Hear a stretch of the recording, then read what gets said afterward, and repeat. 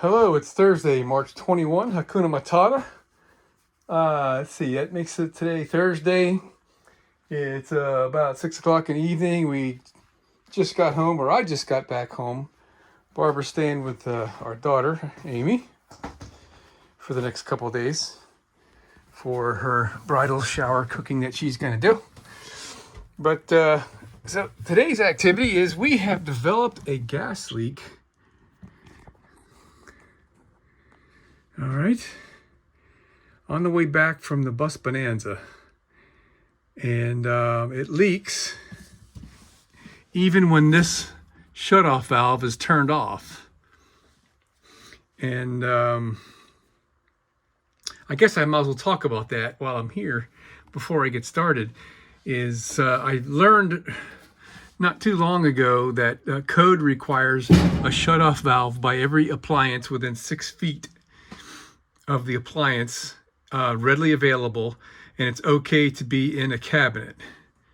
So I've chosen to be inside the back of the range, and what I did is I just installed the valve facing front, which is pretty much what you would call backwards, if you will, but that makes it accessible right from this side. So the first thing I'm going to do, or the first thing I did was I shut this valve off, and we still have the leak. So the leak is not in the stove. It's as long as this valve didn't go bad. The leak is somewhere between this fitting and back toward the tank. And it's probably not leaking in the wall.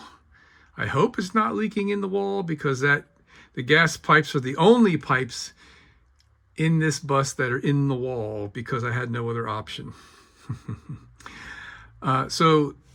First thing we're going to do, I'm going to check one more time with the valve in the off position. I'm going to go turn on the tank on the outside and verify that we still have the leak, because the way I checked that before, I had the valve on first and actually cooked myself lunch.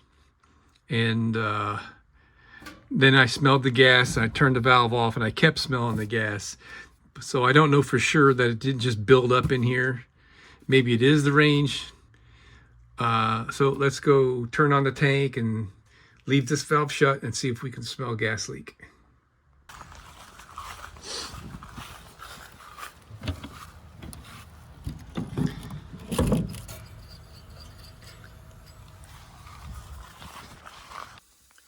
Geez, not only can I smell it, I can hear it. Listen.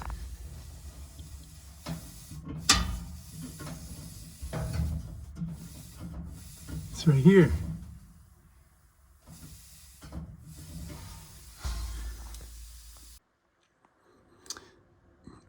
So I thought I'd take a minute and share with you the gas leak detector I do have here. Let's see. Probably going to go nuts as soon as it's got to count down to like calibrate. I'm not going to take the time to wait for that, but the darn thing was going off. And hey, good thing we got a gas leak detector, because it worked. You know, you won't believe me if I tell you this, but when I installed this thing, I didn't really like it that much. Anyway, look at this. It cracked. And it's wide open like that because I've been bending it and all that. But so, to be completely fair, I think I'd have to say that the fault is not really the fault of the part, because this is made to be in a house that's not in a perpetual earthquake. So at this point, I think what I'd like to do is get some 3/8 copper tubing, about 6 feet of it, and bend me in a coil back there and do this the hard way. Besides, I don't think I'm going to be able to find 3/8. This is pretty rare, a rare part. I actually bought this on Amazon, if I remember correctly, because the next size up is common everywhere, but 3/8 is not. So, and I need this to work. in the next 2 days because we're going camping again. Well, I took a trip to my house, which I still have access to the garage, and had a leftover piece of 3/8 copper tubing from the last mini split installation, or one of my mini split installations. And it's already got the flare on one end, and I cut this off the other end of another piece that I had. So I got 2 nuts in this. I'm going to take the insulation off, form it into the size that I need, and that's what I should have done in the first place. How's that look? Not bad. A bending spring would have made this a lot easier. And that's a device that's pretty much like what it sounds like. It's a steel spring that's got this correct diameter, and you slip it over the copper tube, and then when you bend it, it keeps the copper from kinking and getting flattened out. So I just had to nurse that real careful, like, and it's got a little bit of, it ain't perfect, but it's plenty good for what we're doing here. So we needed like 6 3/8 from the side, and 3 and something from the bottom here. So we're gonna go ahead and cut right there. I just bought this tubing cutter. I didn't really need to buy one. I have one, but I don't know where it is. So here's what we do. Just turn and go nice and easy. Snug it up a little bit more and take your time. If you rush it, it'll crush the end more, I guess I should say, because this is going to crush the end anyway a little bit.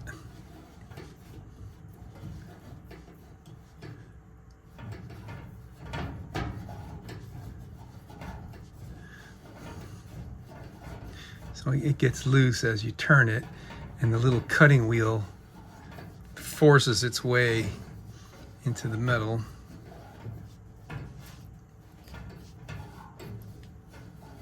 A little oil on the wheels wouldn't hurt.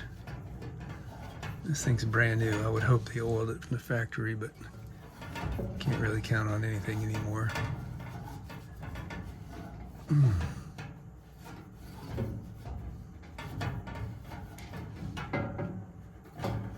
It's just about through. All right.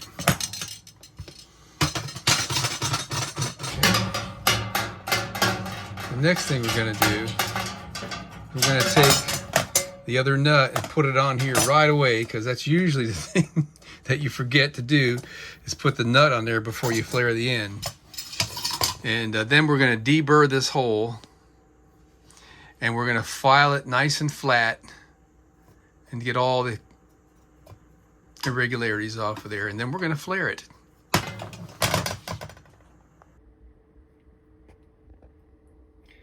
So there we go, nice and flat and no sharp edges.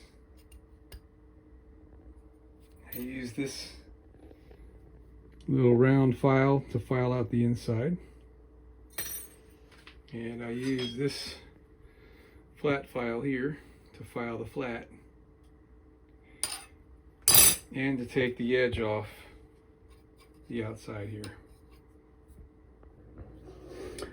Okay, this end right here, this is a factory flare that came with the line set. And a good flare will be about the same size as the threads. So it could even be just a little bit bigger than that, because all we got to do is get this nut over it, right? All right, so what I've always done, let me show you my flare kit here. This is an automotive style flare kit, or I guess it's automotive. It's got multiple features to it. You got your clamp half, I guess you call that. This is the actual flaring piece. And we've got these pieces here are designed to be forced on the inside of copper tubing to stretch it open, so you can put another piece on the inside and solder them together. So you can make splices if you've got that. And these little guys here are designed to go on top of the flare tube. I guess I'll show you how that goes. If you were going to make what's called a double flare, that's done on steel tubing like brake lines on automobiles and whatnot. Anything that's a double steel high pressure, we would want to put a double flare. And let me just set this up and I'll show you how the double flares would work and how those would work, which we're not going to use those anyway. So I've always had good success using these double flare dies. That first little lip right there to set how much copper tubing to leave out here. That might be a little bit much. We'll see as we get going. So if we were going to make a double flare, we would put this in there. This is the one for 3/8. It says right there on it 3/8. Okay. And then we would put this guy on there. I'll show you. Like that. And then you would tighten this down and it'll cause that piece, that's the little end piece of the copper tube, to bulge out in the middle. And if I recall correctly, you go all the way down until it stops. And what it does is it'll fold itself onto itself, because the way this is concave right there, it causes the end to fold in on itself. And then you would take this without that there and force this in there to get the proper shape. The edge of this has got the 45-degree flare on it on one side. Both sides, how about that? No, it doesn't. It's on one side. This one is flared on the opposite side because it would be too close to this one. Yes, let's see, I never even noticed that before. Yeah, they did the same thing here. It's like every other one. All right, so now if you were to use one of these, you would set this with more stick out. You'd remove this piece and thread that on there and put this back on there like it was a minute ago, and then just screw this in and it just stretches out. So you can solder two pieces of copper tubing together without using a coupler. But for now, we're just going to do a regular flare. So you can see the flare. I turned it a few turns. It's starting to flare. And if I start to think that that flare diameter is going to get too big, I can loosen this and push the tube in there just a hair, tighten it back up again, and then finish tightening that. Okay, I just stopped right there because the diameter of this flare, just by eyeball, looks to be about the right size. So I'm gonna take the clamp off here.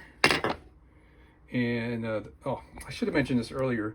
The trick to get a good tight clamping force would be to tighten this one first and then tighten this one second. So this one here has got all that leverage. You could easily tighten this down without any effort at all. And also, the way these wing nuts are shaped, you can use like a bar or a screwdriver in there if you so desired. So let's see how we're doing on size and dropping all my stuff everywhere.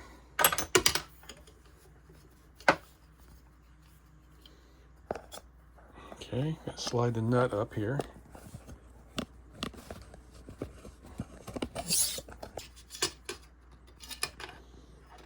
Okay, so I like it. So we're gonna now put this back into the flaring tool, but up close to the flare, and give it a final squeeze. And that's what I mean by up close.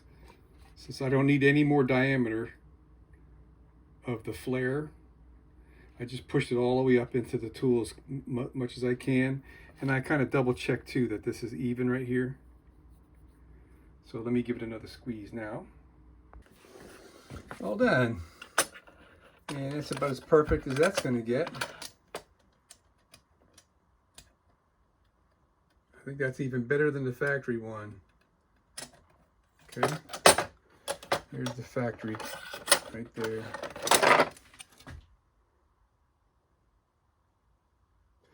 All right, let me take a look at that there. Is that got a... Oh, that's a piece of Sharpie.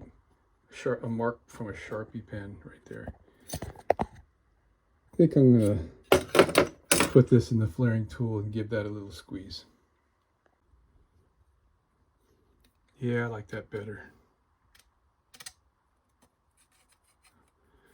All right, so let's see if we can install this, and if I did cut it at the right length. Should not be a problem, but you know how that goes. This is going to go something like this right there. Oh, you know what I'm going to do next? I'm going to squirt this out with some brake clean and then blow it out with compressed air. Well, that's supposed to be it. We're 11 7/8 inches away from here and 8 7/8 inches off the floor. And the reason why it's so far away from the wall is we've got 3.5 or 3.25 inches from here out to here. And then we got another inch from here to here. And then when you get down here, it's another 1.5 inches from here back to there. So if I've done everything right, that's going to line up perfectly. And I've already tightened that one. So I guess now's a good time to bring this up. When you buy a range, they give you like a little layout of where they want you to put the electrical outlet and the gas outlet. And this is not exactly what the layout called for, but it's what I wanted because of the challenges of being able to connect this while the range is in place and be able to reach all this from under there. Alrighty, so let's, and the electrical outlet. I'm just hanging this right here so I could reach up in there with my hand because you could see the electrical receptacle through this hole here. Look at that. So, full disclosure, I did tweak this a little bit when we got it up in there, just a tiny bit. Now I just got to put the whammy on this. And we'll be done with the gas pipe. Then we're going to double check the levelness and height, because that looks like those holes are lined up perfectly. This is how I mounted my stove to the bus so it won't move. Where'd you go? There. All right, I gotta try a little harder on that. So our positioning is perfect. I'm able to screw these in by hand and they line right back up with the holes that were there. We're all connected. I went ahead and bent this edge down a little bit. I should have done that from the very beginning so the valve actually clears better and I can get the wrench up on that. It's a 1-inch wrench I have to get up in there, and that's a little bit better now. And we're plugged in, lights on. Actually, I don't need that on there. And I've got my propane leak detector plugged in, reading 0%. I'm going to go turn on the propane outside at the tank and just let this sit for a while to make sure that we don't detect anything. It's been about a half hour and not even a tad bit of propane detected. And so I got to say, man, there's some really powerful lessons learned here. These propane leak detectors really work. And I'm a little ashamed to say, I had been unplugging it because periodically this thing would sound off, and it was something I didn't want to deal with.